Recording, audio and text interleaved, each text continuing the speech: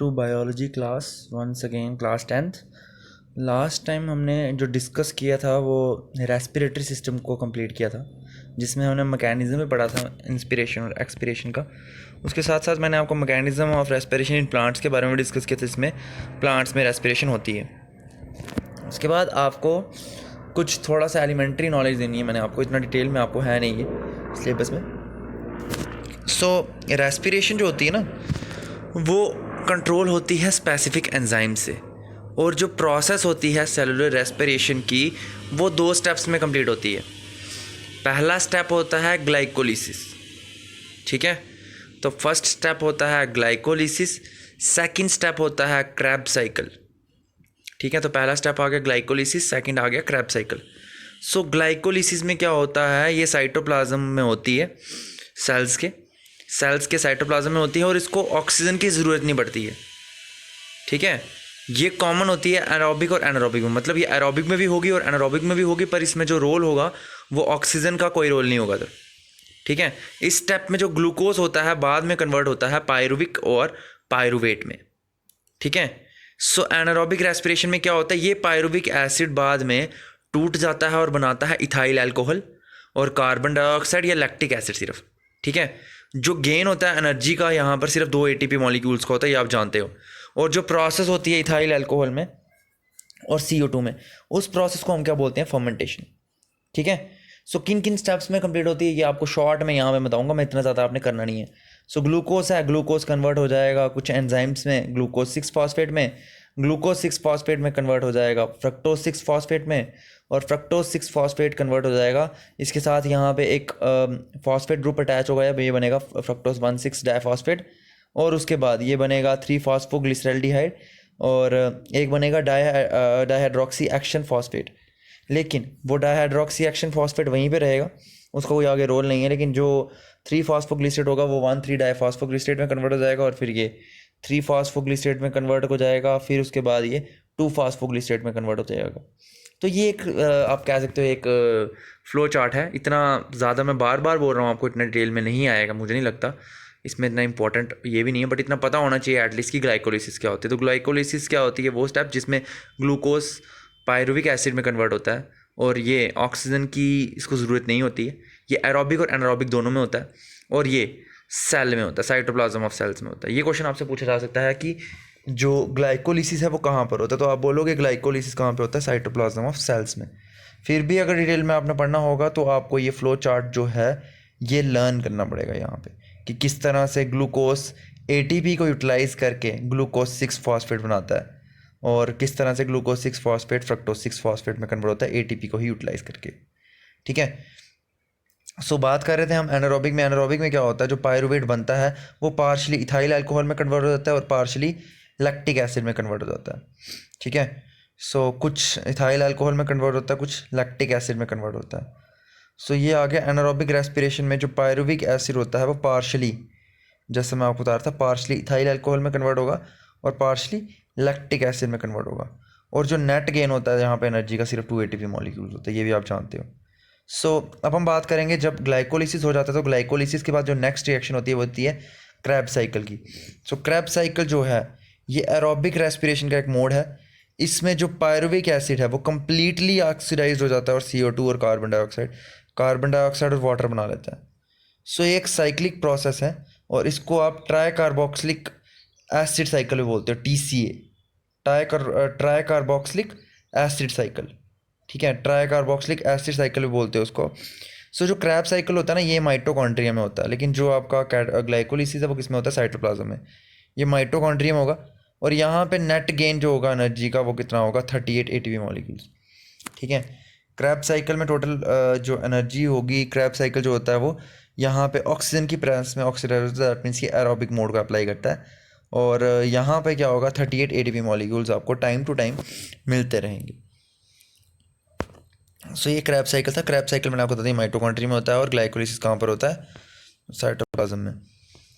अब हम फर्दर अगर मूव करें, नेक्स्ट साइकिल की वो है सेम, ये भी आपको स्ट्रक्चरल फॉर्म में पायरुविक एसिड पहले एसिटाइल कोएंजाइम ए में होता है, एसिटाइल कोएंजाइम ए बाद में सिट्रिक एसिड में कन्वर्ट होगा, कुछ एंजाइम की प्रेजेंस में, और सिट्रिक एसिड बाद में सिस एकोनिटिक एसिड में कन्वर्ट होगा जिसमें वो वाटर भी रिलीज़ करेगा, और सिस एकोनिटिक एसिड बाद में आइसोसिट्रिक एसिड में कन्वर्ट होगा।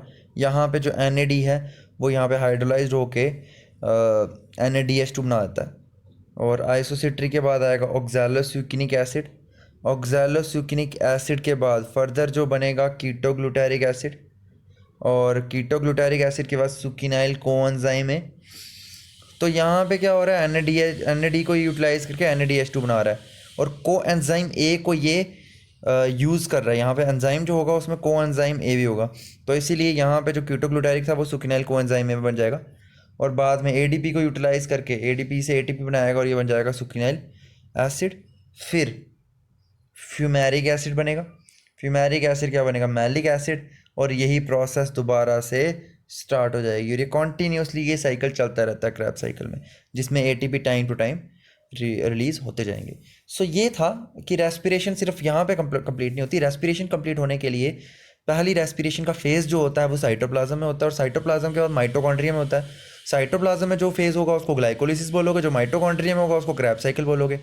और ग्लाइकोलिसिस में क्या होता है कि ऑक्सीडेशन हो नहीं पाती है प्रॉपर, क्योंकि ऑक्सीजन वहाँ पे प्रेजेंट नहीं होती, लेकिन फिर भी कहीं ना कहीं ग्लूकोज टूटता है और बनाता है पायरुविक एसिड। जो पायरुविक एसिड एनारोबिक के फेज़ में इथाइल अल्कोहल और लैक्टिक एसिड में कन्वर्ट हो जाता है, लेकिन अगर वही फेज़ बाद में एरोबिक आ गया तो वो क्रैब साइकिल में आ जाएगा। क्रैब साइकिल में ऑलमोस्ट 38 ATP मॉलिक्यूल्स रिलीज़ होते हैं। ठीक है, सो अब आज बड़े इंपॉर्टेंट टॉपिक पे आएंगे, और I had already written the heading of the topic for you all that our topic for today is transport system in plants. So transport system in plants क्या होता है भाई? देखो, प्लांट्स भी तो सर्वाइव करते हैं, प्लांट्स खाना बनाते हैं, तो उनके हर बॉडी पार्ट में कैसे जाता है? प्लांट्स अगर वाटर को एब्जॉर्ब करते हैं तो वो हर जगह पे कैसे जाता है? We will study it about in this lesson today. So transport of materials, भाई हमारी हर लैंग्वेज में ट्रांसपोर्ट बड़ा ये बोला जाता है कि एक जगह से दूसरी जगह जाना। सो बायोलॉजी में ट्रांसपोर्ट का मतलब क्या होता है? जब एक पार्ट से दूसरे पार्ट तक कोई भी specific enzyme, specific hormone, specific food content या स्पेसिफिक क्या बोलते हैं मिनरल्स ट्रांसपोर्ट होते हैं, उसको आप बोलते हो ट्रांसपोर्ट सिस्टम।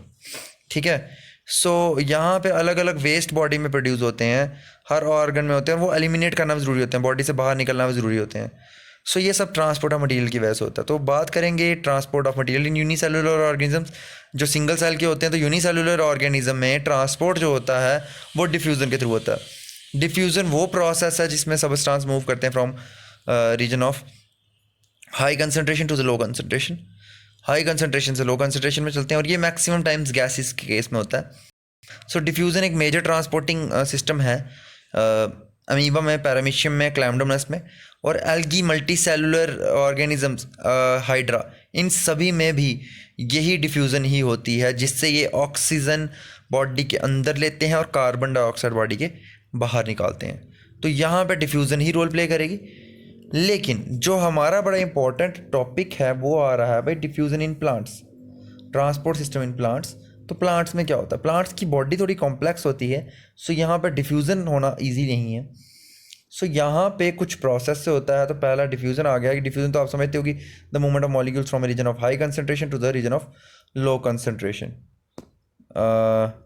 सो अगर across semi permeable membrane the concentration becomes same in both cases. So ये सब तब तक होता है जब तक दोनों जगह कंसनट्रेशन सेम ना हो जाए।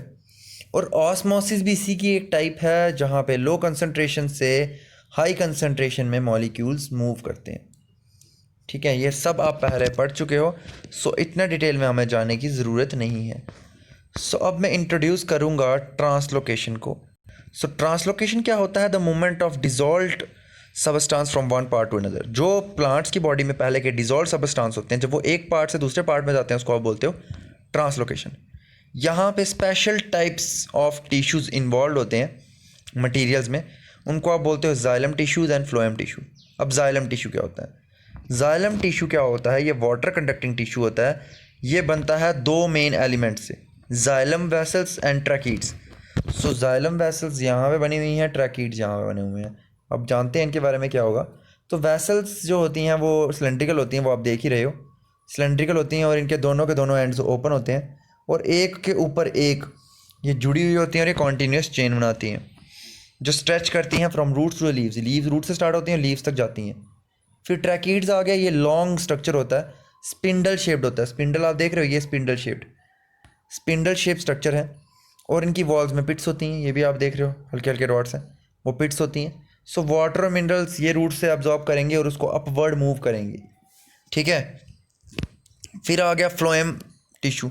अब फ्लोएम भी एक कंडक्टिंग टिश्यू है, लेकिन फ्लोएम का सिर्फ इतना सा है कि इसमें दो मेन स्ट्रक्चर्स होते हैं, एक सीव ट्यूब्स और कंपेनियन सेल्स। सो अगर आप ध्यान से देखो, ये इसका स्ट्रक्चर है, तो ये इसका कंपेनियन सेल है और ये इसकी सीव ट्यूब है और ये बाहर आ गया सेल वॉल, ठीक है। सो अगर आप ध्यान से देखो तो फ्लोएम जो है फूड कंडक्टिंग टिश्यू है, पर जाइलम क्या करता है, वाटर और मिनरल्स को ट्रांसपोर्ट करता है। सो ये सीव ट्यूब्स और कंपेनियन सेल से बनता है। सीव ट्यूब्स जो होती हैं, सीव एलिमेंट्स और कंपेनियन सेल्स। सीव एलिमेंट्स जो हैं वो बनी होती हैं सीव ट्यूब्स और सीव प्लेट से। सो अगर ध्यान से देखो, ये सीव ट्यूब है और ये है सीव प्लेट और ये जुड़ी होती हैं from end to end by the perforations called sieve plates. ये जुड़ी होती हैं सीव प्लेट्स के थ्रू। सो ये टिश्यूज़ एक के बाद एक जुड़े हुए होते हैं और ये लीव्स से खाना पहुंचाने के बाद बॉडी के हर पार्ट तक पहुंचाते हैं। सो कंपेनियन सेल्स क्या करते हैं, सीव ट्यूब्स की कंडक्शन में हेल्प करते हैं और हमारे जो प्लांट्स की मेटाबॉलिक एक्टिविटीज़ होती हैं उनको भी ये कंट्रोल करते हैं, उनको प्रॉपर रिक्वायरमेंट के साथ पहुंचाते हैं, ठीक है। सो नेक्स्ट बात अब आ गई, जाइलम टिश्यू आपको समझ आ गया होगा, फ्लोएम टिश्यू आपको समझ आ गया होगा। ट्रांसपीरेशन क्या होती है, जब कुछ पार्ट को प्लांट्स अब्जॉर्ब करते हैं और उसके बाद वो अपने लीव्स से उस वाटर कंटेंट को बाहर निकाल देते हैं, उसको आप क्या बोलते हैं, ट्रांसपीरेशन। सो जो वाटर वेपर्स लॉस होते हैं प्लांट्स में the form of water, the loss of water in the form of water vapours from the aerial plants, aerial parts of the plants is known as transpiration. Transpiration क्या होती है, जो plants अपने water को lose करते हैं in the form of water vapours, और वो प्लांट्स कौन से पार्ट से वाटर को रिलीज़ करते हैं, उनके एरियल पार्ट्स होते हैं, और एरियल पार्ट्स कौन से होते हैं, जो रूट्स के बाहर होते हैं, ठीक है। तो ट्रांसपीरेशन उन प्लांट लीव्स में होती है जिनके लीव्स में पोर्स होते हैं, स्टोमेटाज होते हैं, और ये रिस्पॉन्सिबल होते हैं movement of materials in plants के। सो जो प्लांट्स की मूवमेंट होती है वो सब इनकी वजह से होती है। सो अब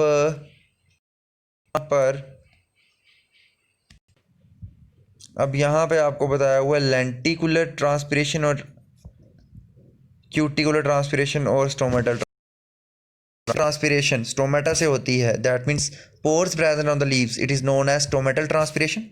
और जो ट्रांसपीरेशन लेंटिसल्स से होती है, लेंटिसल्स मैंने आपको कल बताया था ना, वुडी प्लांट्स से होते हैं, लकड़ी वाले प्लांट्स होते हैं, उनके बीच में छोटे छोटे से होल्स होते हैं, तो वहाँ से ट्रांसपीरेशन हो तो लेंटिकुलर ट्रांसपीरेशन होती है। क्यूटिकुलर ट्रांसपीरेशन कौन सी होती है, क्यूटिकुलर ट्रांसपीरेशन वो ट्रांसपीरेशन होती है जो लीव्स के ऊपर की लेयर से होती है, ठीक है। लीव्स के ऊपर कोटिंग होती है वहाँ पर वैक्स की, तो वहाँ से जो वाटर लॉस होता है उसको आप बोलते हो क्यूटिकुलर ट्रांसपीरेशन। और लेंटिकुलर तो आप जानते ही हो। सो 80% जो होती है ट्रांसपीरेशन वो स्टोमेटा से होती है, और 20% जो है वो क्यूटिकल से होती है, और 1 to 2% जो होती है लेंटिकुलर से होती है, ठीक है। सो अब हम फर्दर अगर मूव करेंगे तो ट्रांसपोर्ट सिस्टम प्लांट्स के बारे में जानेंगे कि क्या डेफिनेशंस है, क्या प्रॉपर मैकेनिज़्म है। सो इसको ध्यान से समझना आप। ट्रांसपीरेशन जो प्लांट्स की होती है वो कंपैरेटिवली लेस, और उसको इतने ज़्यादा मटेरियल्स की ज़रूरत नहीं पड़ती है, लेस सप्लाई ऑफ मटेरियल्स इधर फ्रॉम आउटसाइड और सिंथेसाइज और प्लांट्स themselves, ठीक है। प्लांट्स सेल्फ डिपेंडेंट होता है, उसको इतनी ज़रूरत नहीं पड़ती है, उसका मैक्सिमम मटेरियल्स उसकी बॉडी के अंदर ही होते हैं या वो रूट से लेता है, ठीक है। सो प्लांट्स रेस्पिरेशन करते हुए ऑक्सीजन लेते हैं और कार्बन डाइऑक्साइड रिलीज़ करते हैं, ठीक है। और उनको गैसेस जो एटमॉस्फेयर से मिलती हैं वो रूट से मिलती हैं, और स्टोमेटा के लीव से मिलती हैं, और लेंटिसेल से भी मिलती है। जो एक्सचेंज ऑफ सेल्स और इन्वायरमेंट का होता है उसको आप बोलते हैं डिफ्यूज़न, ठीक है। सेल्स और इन्वायरमेंट के बीच में जो प्रोसेस होती है उसको बोलते हैं डिफ्यूज़न। और वो आपको जानते ही वाटर मिनरल्स जो होते हैं वो ट्रांसपोर्ट होते हैं with the help of xylem. अब हम बात करेंगे प्लांट्स में रेस्पिरेशन के टाइम पे भी आप जानते हो कि ऑक्सीजन ली जाती है, कार्बन डाइऑक्साइड छोड़ा जाता है। सो ऑर्गेनिक फूड जो भी सिंथेसाइज होता है ग्रीन प्लांट्स में, वो सिंथेसाइज लीव्स, हार्मोन्स सब ट्रांसपोर्ट होते हैं फ्लोएम से, लेकिन प्लांट्स में वाटर मिनरल्स ट्रांसपोर्ट होते हैं सॉइल से अपर पार्ट तक with the help of xylem, ठीक है। फ्लोएम करेगा ट्रांसपोर्ट हार्मोन्स और लीव्स को। अब ट्रांसपोर्ट ऑफ वाटर कैसे होता है? ट्रांसपोर्ट ऑफ वाटर की जब बात करते हैं तो जाइलम यहाँ पे 4 टाइप्स के सेल से बनता है। पहला है ट्रैकीड्स, फिर वेसल्स, फिर जाइलम पैरेन्काइमा और जाइलम फाइबर्स। सो यहाँ पे 3 इंटरकनेक्टेड प्रोसेसेस होती हैं वाटर के ट्रांसपोर्ट पे। पहला आता है वाटर मिनरल्स रूट से, सॉइल से एब्जॉर्ब होते हैं रूट अपेक्स से, और उसके बाद यहाँ पे क्या होता है, जो कंसनट्रेशन होती है सॉइल सोल्यूशन में और रूट हेयर्स में, वो थोड़ी सी अलग अलग होती है। तो उसकी वजह से वाटर मॉलिक्यूल्स क्या करते हैं, हायर वाटर पोटेंशियल से लोअर वाटर पोटेंशियल में मूव करते हैं। ठीक है, तो होता क्या है, बाहर जो होता है सॉइल के बाहर, वहाँ कंसनट्रेशन हाई होती है सबस्टांसेस की, और अंदर कंसनट्रेशन कैसी होती है, लो।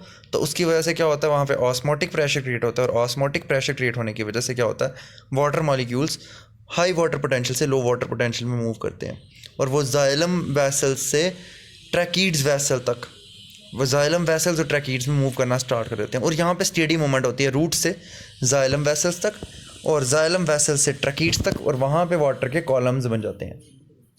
ठीक है, सो जाइलम वेसल्स से ट्रैकीड्स तक, और ट्रैकीड से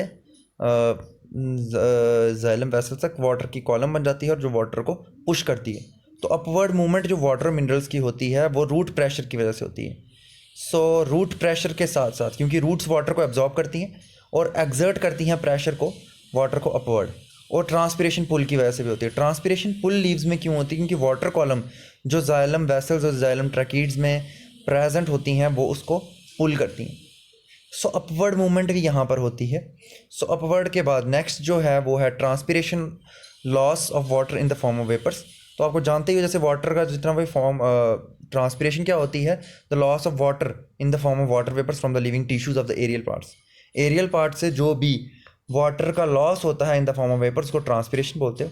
ये अक्कर होती है with the help of diffusion, जो स्टोमेटा में होती है। और स्टोमेटा क्या होते हैं, टाइनी पोर्स जो लोअर साइड ऑफ लीफ में प्रेजेंट होते हैं, और किडनी शेप्ड गार्ड सेल्स से बने होते हैं जो रेगुलेट करते हैं इनकी ओपनिंग और क्लोजिंग को। तो ट्रांसपिरेशन भी वाटर को एब्जॉर्ब करने में हेल्प करती है। ऑस्मोसिस के साथ साथ ही ट्रांसपिरेशन वाटर को एब्जॉर्ब करती है और अपवर्ड मूव करती है, और इस तरह से डिजॉल्व्ड जो उसमें मिनरल्स होते हैं वो भी रूट से लीव्स तक पहुंचते हैं। ठीक है, तो ये था ट्रांसपिरेशन का रोल रहता है, और ऑस्मोसिस का भी रोल रहता है। और ऑस्मोसिस से क्या होता है, जो वाटर की मूवमेंट होती है from leaves to the tracheids and tracheids to the vessels, and vessels से फिर जाके लीव्स तक पहुंचती है वो चीज़। सो ट्रांसपिरेशन और ये अपवर्ड मूवमेंट होती है, जिसको आप ट्रांसपिरेशन पुल का भी नाम देते हो। ट्रांसपिरेशन पुल में क्या होता है, वाटर वेपर्स का लॉस होता है, वाटर का लॉस होता है in the form of water vapours. उसकी जगह जब बच जाती है तो उसकी जगह क्या होता है, रूट से पानी उनकी जगह तक पहुंच जाता है। सो हम फर्दर बात करेंगे ट्रांसपोर्ट ऑफ फूड के बारे में। फूड कैसे ट्रांसपोर्ट होता है, तो आप जान लो कि फ्लोएम 4 मेन चीज़ों से बनता है, sieve tubes, companion cells, phloem parenchyma, phloem fibres. So जो हार्मोन्स रिक्वायर होते हैं ग्रोथ के लिए और डेवलपमेंट के लिए, वो बनते हैं शूट में और रूट की टिप में। ठीक है, जो हार्मोन्स होते हैं ग्रोथ और डेवलपमेंट के लिए वो बनते हैं शूट और रूट की टिप पे। अब फ्लोएम क्या होता है, फ्लोएम एक कॉम्प्लेक्स परमानेंट टिश्यू है जो जाइलम स्ट्रैंड्स के साथ रन करता है। जहाँ जहाँ जाइलम रन करेगा वहाँ वहाँ फ्लोएम भी रन करेगा। और इस प्रोसेस में क्या होता है, जो सॉल्युबल प्रोडक्ट्स होते हैं फोटोसिंथेसिस के, वो मूव करते हैं। इस प्रोसेस को आप बोलते हो ट्रांसलोकेशन। ट्रांसलोकेशन क्या होता है, जो फूड की मूवमेंट होती है प्लांट्स में, उसको आप ट्रांसलोकेशन का नाम बोलते हो।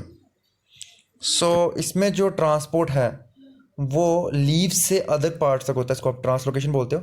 ट्रांसलोकेशन में क्या होता है, फूड मॉलिक्यूल्स एंटर करते हैं फ्लोएम में, जहाँ पे सीव ट्यूब्स होती हैं, और सीव ट्यूब से वो अपवर्ड और डाउनवर्ड दोनों डायरेक्शन मूव करता है। एक बात याद रखना, जो जाइलम होती है वो वन डायरेक्शनल होती है, पर जो फ्लोएम होती है वो बाई डायरेक्शनल होती है, दोनों डायरेक्शन में होती है। तो इस तरीके से ट्रांसलोकेशन जो होता है वो अचीव हो जाता है by consuming some amount of ATP. ATP भी कंज्यूम होता है, और ऑस्मोटिक प्रेशर क्या करता है, अपवर्ड फोर्स प्रोवाइड करता है और डाउनवर्ड फोर्स भी प्रोवाइड करता है। सो ये ट्रांसलोकेशन मैं आपको बता चुका हूँ। एटीपी यहाँ पे यूटिलाइज होता है। एटीपी के साथ अगर आप फिगर में देखो तो यहाँ पे जो मटेरियल्स होते हैं लाइक सुक्रोस, वो फ्लोएम तक जाते हैं with the help of using energy और ऑस्मोटिक प्रेशर की वजह से भी, जिसकी वजह से वाटर मूव करता है, और जो मटेरियल्स होते हैं फ्लोएम में वो प्लांट की नीड्स के अकॉर्डिंग मूव करता है। एग्जाम्पल के तौर पर अगर आप देख लो, जब बड ग्रो करते हैं तो मूवमेंट ऑफ वाटर और न्यूट्रिएंट्स की कहाँ होती है, अपवर्ड डायरेक्शन में, और डाउनवर्ड भी होती है। सो मटेरियल जो सुक्रोस होता है वो फ्लोएम में जाता है एनर्जी को यूटिलाइज करके, और ऑस्मोटिक प्रेशर भी वहाँ पे इंक्रीज़ करता है। तो वाटर के साथ साथ ये दोनों चीज़ें मूव करती हैं और मटेरियल्स भी मूव करते हैं, ठीक है। तो इस तरह से ये होता है। तो मैं शॉर्ट में आपको बता दूं कि फ्लोएम में ट्रांसपोर्ट कैसे होता है, ट्रांसपोर्ट कैसा होता है। तो आप देख लो कि सबसे पहले क्या होता है, जो खाना होता है, जो फूड मटेरियल होता है, वो सॉल्युबल फॉर्म में प्रेजेंट होता है with the help of photosynthesis, ठीक है। अमीनो एसिड्स हो गए, बाकी सब्सटेंसेस हो गए। तो ये सॉल्युबल प्रोडक्ट्स जो होते हैं वो ट्रांसपोर्ट होते हैं रूट्स में, फ्रूट्स में या सीड्स में। और ट्रांसलोकेशन यहाँ से जिनकी वजह से होती है वो होती है सीव ट्यूब्स की वजह से। सो मूवमेंट कहाँ होती है, अपर और लोअर। अपर का मतलब क्या होता है, लीव्स से रूट्स तक और रूट्स से अपर पार्ट तक, ठीक है। इसमें हेल्प कौन करता है, एटीपीज हेल्प करते हैं। एटीपीज के साथ साथ ऑस्मोटिक प्रेशर भी बड़ा इंपॉर्टेंट रोल प्ले करता है, ठीक है। सो जैसे सुक्रोस एक मटेरियल है जो फ्लोएम में जब पहुंचता है एनर्जी की वजह से, और एनर्जी में की वजह से पहुंचने के बाद ऑस्मोसिस की वजह से ज़्यादा प्रेशर होता है वहाँ पे, और वो मटेरियल्स फ्लोएम से उन टिश्यूज़ तक पहुँचते हैं जहाँ जहाँ की नीड होती है। सो आई होप आपको ये टॉपिक समझ आया होगा। फिर भी अगर आपको कोई कन्फ्यूजन होगी then you can ask me in the group. So thanks and have a nice day.